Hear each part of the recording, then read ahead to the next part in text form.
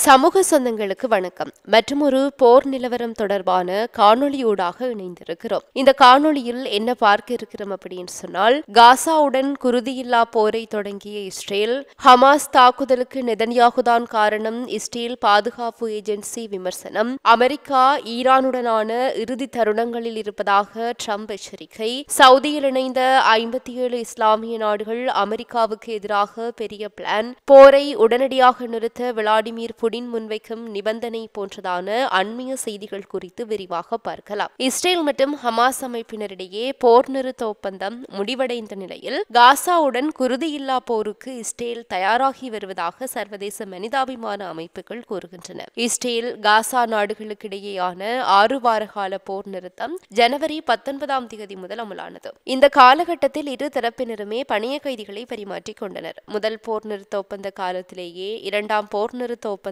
நிறைவேற்றப்பட்டிருக்க வேண்டும். ஆனால் இதுவரையில் அதுபோன்ற எதுவும் நடைபெறவில்லை. அது மட்டுமின்றி அமெரிக்கா முன்மொழிந்த போர் நிறுத்த ஒப்பந்தத்துக்கு ஹமாஸ் அமைப்பு ஒத்துழைக்க வேண்டும் என்று இஸ்ரேல் வலியுறுத்துகிறது. அமெரிக்காவின் முன்மொழிவில் என்ன கூறப்படுகிறது அப்படின்னு சொன்னா, ஹமாஸின் பணிய கைதிகளில் பாதி பேரை முதல் நாளில் விடுவிக்க வேண்டும். ஆனால் அதற்கு பதிலாக இஸ்ரேல் யாரையும் விடுவிக்காது. நிரந்தர போர் நிறுத்த ஒப்பந்தத்தின் போது மீதமுள்ள பணிய கைதிகளை விடுவிக்க வேண்டும் என்று கூறுகிறது. இதன் மூலம் பணிய கைதிகள் குறைவதால் முதல் விடுவிப்பிலேயே ஹமாஸ் அமைப்பு பலவீனப்பட்டுவிடும்.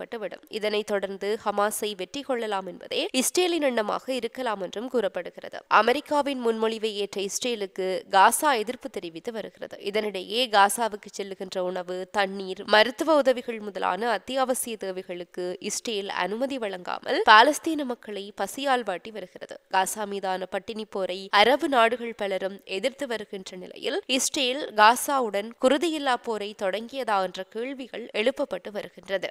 இதற்கிடையே கடந்த 2023 ஆண்டு அக்டோபர் 7 இஸ்ரேல் மீது ஹமாஸ் அமைப்பு தாக்குதல் நடத்தியது. இதற்கு காரணம் பிரதமர் பெஞ்சமின் நெதன்யாகுதான் என்று அந்த நாட்டின் பாதுகாப்பு ஏஜென்சியான சின்பெட் குற்றம் சாட்டி இருக்கிறது. தாக்குதலுக்கான காரணத்தை விசாரணை நடத்தி அதை அறிக்கையாக சின்பெட் வெளியிட்டிருக்கிறது. இந்த அறிக்கையில் மேற்குறிப்பிடப்பட்ட தகவல்கள் வெளியாக இருக்கின்றன. சொந்த நாட்டின் பிரதமர் மீதே அந்த நாட்டின் பாதுகாப்பு ஏஜென்சி சரமாரியாக குற்றச்சாட்டுகளை முன்வைத்திருப்பது இஸ்ரேல் மட்டுமல்லாது சர்வதேச அளவிலும் விவாதங்களை ஏற்படுத்தி இருக்கிறது. சின்பெட் வெளியிட்டிருக்கின்ற அறிக்கையில் என்ன சொல்லப்பட்டிருக்கிறது அப்படின்னு சொன்னா, அக்டோபர் 7 தாக்குதல் குறித்து முன்பே ஓரளவு கணிக்க முடிந்திருந்தாலும் அதை தடுப்பதற்கு போதுமான நடவடிக்கைகள் எடுக்கப்படவில்லை. தாக்குதலின் அளவு, நேரம் மற்றும் திடீர் தாக்குதலின் இடத்தை சரியாக கணிக்க முடியவில்லை என்பதை ஒப்புக்கொள்கின்றோம். பிரதமர் நெதன்யாகு தலைமையிலான இஸ்ரேலிய அரசின் பாலிசி ஆஃப் குவைட் என்கின்ற கொள்கை இந்த தாக்குதலுக்கு காரணமாக இருந்திருக்கிறது. ஹமாஸின் ஆயுத வளர்ச்சியை கட்டுப்படுத்த இந்த கொள்கை தவறிவிட்டது.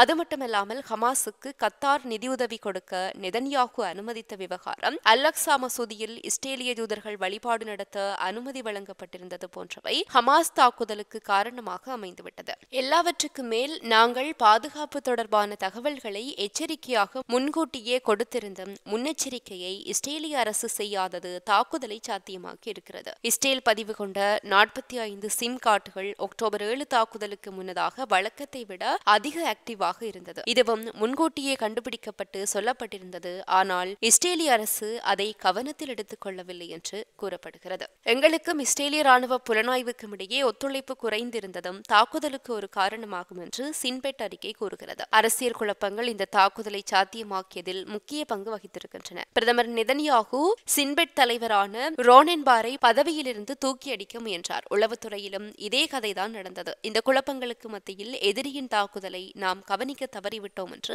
அடுக்கடுக்கான புகார்களை சின்பெட் முன்வைத்திருக்கிறது. குற்றச்சாட்டுகளுக்கு நெதன்யாகு என்ன பதில் சொல்ல போகிறார் என்பது பல பேரினுடைய கேள்வியாக இருக்கிறது. இஸ்ரேலினுடைய வெளிநாட்டு உளவு அமைப்பான மொசாட் குறித்து சில நாட்களுக்கு முன்னர் இஸ்ரேலிய ராணுவம் அறிக்கை வெளியிட்டிருந்தது. அக்டோபர் 7 தாக்குதலுக்கான விசாரணை முடிவுகள் என்கின்ற பெயரில் தான் அறிக்கை வெளியாக இருந்தது. இந்த அறிக்கையில் மொசாட் அமைப்பை நம்பியது வேஸ்ட் அப்படின்னு சொல்லி காட்டமாக கூறியிருந்தது இஸ்ரேல். இன்றைய திகதியில் உலகின் மிகவும் சக்தி வாய்ந்த உளவு அமைப்பாக இருக்கின்ற மொசாட் குறித்து சொந்த நாட்டு ராணுவமே இவ்வாறு விமர்சித்திருந்தது பேசுபொருளானது. இப்போது பிரதமர் குறித்து அந்த நாட்டினுடைய பாதுகாப்பு ஏஜென்சி குற்றம் சாட்டியிருப்பது கவனம் பெற்றிருக்கிறது.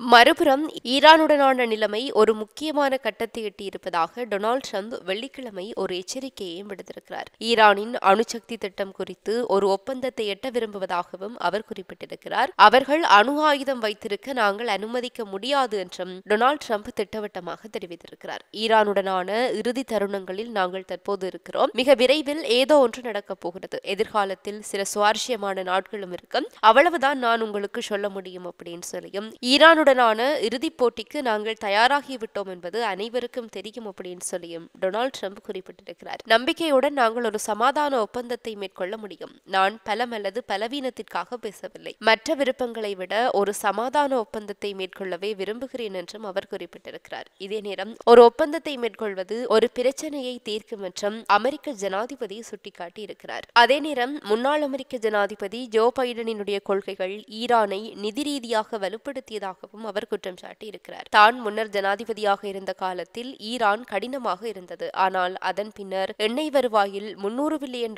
குவித்திருக்கிறது என்றும் குறிப்பிட்டிருக்கிறார். எண்ணெய் வேகமாக கூடுகிறது. ஒரு நல்ல சிறிய எண்ணெய் கிணறு இருந்தாலே அது ஒரு நல்ல வாழ்க்கை. ஆனால் ஈரானிடம் நிறைய நல்ல சிறிய கிணறுகள் இருக்கின்றன என்றும் அவர் குறிப்பிட்டிருக்கிறார். அக்டோபர் 7 இஸ்ரேல் மீதான ஹமாஸ் தாக்குதல் தன்னுடைய தலைமையின் கீழ் ஒருபோதும் நடந்திருக்காது என்றும் ட்ரம்ப் வாதிட்டிருக்கிறார். 2020 தேர்தலுக்கு முன்பு அமெரிக்காவுடன் ஒரு ஒப்பந்தத்தை எட்ட ஈரான் தயாராக இருந்தது என்றும், ஆனால் அவர் 2020 ஜனாதிபதி தேர்தலில் தோல்வியடைந்ததை அடுத்து ஈரான் தன்னுடைய போக்கை மாற்றிக்கொண்டது என்றும் அவர் குறிப்பிடுகிறார். இதேவேளை ஈரானினுடைய அணுசக்தி திட்டம் குறித்த பேச்சுவார்த்தைகளை முன்மொழிந்து இஸ்லாமிய புரட்சியின் தலைவர் அயதுல்லா அலி ஹமேனிக்கு ஒரு செய்தியை அனுப்பியிருப்பதாகவும் ட்ரம்ப் அறிவித்திருக்கிறார். ஐநாவுக்கான ஈரானின் நிரந்தர தூதுக்குழு அந்த செய்தியை பெறவில்லை என்றே கூறியது. ட்ரம்ப் நிர்வாகம் நாட்டிற்கு எதிராக அதிகபட்ச அழுத்தத்தை பயன்படுத்தும் கொள்கையை பின்பற்றுகின்ற வரை ஈரான் அமெரிக்காவுடன் பேச்சுவார்த்தைகளில் ஈடுபடாது என்று ஈரானிய வெளியுறவு அமைச்சர் அப்பாஸ் அராக்சி தெரிவித்திருக்கின்றமையும் குறிப்பிடப்பட வேண்டிய ஒரு விடயமாக இருக்கிறது. இதையடுத்து பிராந்திய நாடுகளிடையே அதிகரித்து வருகின்ற கவலைகளை மேற்கோள் காட்டி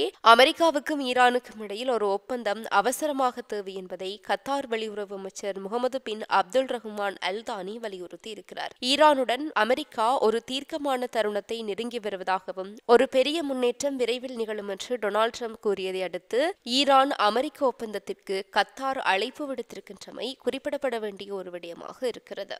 இதற்கிடையே அமெரிக்க அதிபர் டொனால்டு டிரம்புக்கு எதிராக சவுதி அரேபியாவில் 57 இஸ்லாமிய நாடுகள் ஒன்றாக இணைந்து அவசர கூட்டம் ஒன்றை நடத்தியிருக்கின்றன. இது அரசியலில் பெரும் பரபரப்பை ஏற்படுத்தியிருக்கிறது. இதனால் அமெரிக்கா மற்றும் இஸ்லாமிய நாடுகளிடையே கடும் மோதல் ஏற்பட்டு 3ஆம் உலகப் போர் ஏற்படுமோ என்ற பெரிய அச்சமும் ஏற்பட்டிருக்கிறது. காசாவை கையகப்படுத்துகின்ற அமெரிக்க அதிபர் டொனால்டு டிரம்பின் திட்டத்திற்கு எதிர்த்திட்டம் ஒன்றை எகிப்து முன்வைத்தது. இந்த நிலையில் அமெரிக்காவிற்கு பதில் இஸ்லாமிய நாடுகளே காசாவை மறுகட்டமைப்பு செய்ய திட்டமிட்டு வருகின்றன. அதன்படி சவுதி அரேபியாவின் ஜெட்டா நகரில் OIC என்கின்ற இஸ்லாமிய ஒத்துழைப்பு கூட்டமைப்பு சார்பில் அவசர கூட்டம் நடந்திருக்கிறது. இந்த கூட்டமைப்பில் மொத்தம் 57 இஸ்லாமிய நாடுகள் உறுப்பினராக இருக்கிறார்கள். இந்த நாடுகளைச் சேர்ந்த முக்கிய அமைச்சர்கள் இந்த கூட்டத்தில் பங்கேற்றிருப்பதாக கூறப்படுகிறது. கூட்டத்தில் காசாவை அமெரிக்காவிற்கு பதில் இஸ்லாமிய நாடுகளே மறுகட்டமைப்பு செய்ய முடிவு செய்திருக்கிறது. மேலும் காசா மறு உருவாக்கத்திற்கு எகிப்து முன்வைத்த திட்டம் அப்படியே இஸ்லாமிய ஒத்துழைப்பு கூட்டமைப்பு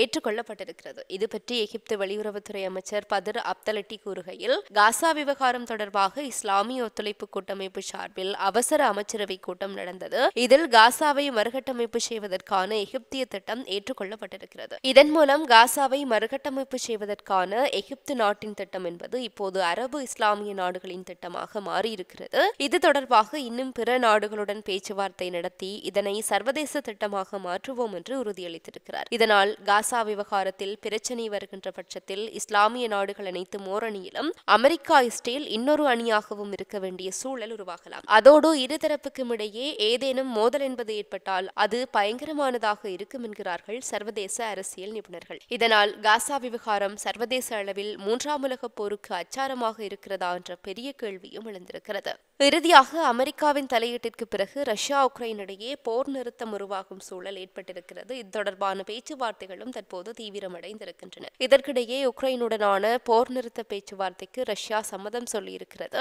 ஆனால் அதற்கு ஒரே ஒரு நிபந்தனையையும் விதித்திருக்கிறது ரஷ்யா. போர் நிறுத்தத்தை ஏற்பதற்கு ரஷ்யா சில நிபந்தனைகளை விதிக்கும் என்று எதிர்பார்க்கப்பட்டது. இதன் காரணமாகவே உக்ரைன் அந்த நிபந்தனைகளுக்கு இணங்க வேண்டும் என டொனால்டு ட்ரம்ப் அழுத்தம் கொடுத்து வந்தார். அதாவது இத்தனை காலம் பைடன் இருந்தவரை உக்ரைன் போர் விவகாரத்தில் உக்ரைனுக்கு அமெரிக்கா முழு ஆதரவு கொடுத்து வந்தது. ஆனால் ட்ரம்ப் வந்த பிறகு அந்த நிலைமை தலைகீழாக மாறி ரஷ்யாவிற்கு ஆதரவளிக்கின்ற வகையில் அமெரிக்கா நடந்து கொள்ள தொடங்கியிருக்கிறது. சமீபத்தில் இது தொடர்பாக அமெரிக்க அதிபர் ட்ரம்ப் பேசும்போது கூட நாங்கள் ரஷ்யாவுடன் மிகச்சிறப்பாக செயல்படுகிறோம். உண்மையை சொல்ல வேண்டும் அப்படின்னு சொன்னால் உக்ரைனை கையாள்வதுதான் எனக்கு மிகவும் கடினமாக இருக்கிறது என்று குறிப்பிட்டிருந்தார். இந்த சூழலில் தான் வருகின்ற செவ்வாய்க்கிழமை அமெரிக்கா மற்றும் உக்ரைனிடையே சவுதி அரேபியாவில் பேச்சுவார்த்தை நடைபெற இருக்கிறது. அதில் இரு நாட்டு உறவுகளை மேம்படுத்துவது, உக்ரைனுக்கு ராணுவம் மற்றும் உளவுத்துறை ரீதியான உதவிகளை அமெரிக்கா மீண்டும் வழங்குவது குறித்து ஆலோசிக்கப்படும் என தெரிகிறது. முன்னதாக அமெரிக்கா மற்றும் ரஷ்யா அதிகாரிகளிடையே நடந்த பேச்சுவார்த்தையில் குறுகிய கால போர் நிறுத்தத்தை பரிசீலிக்க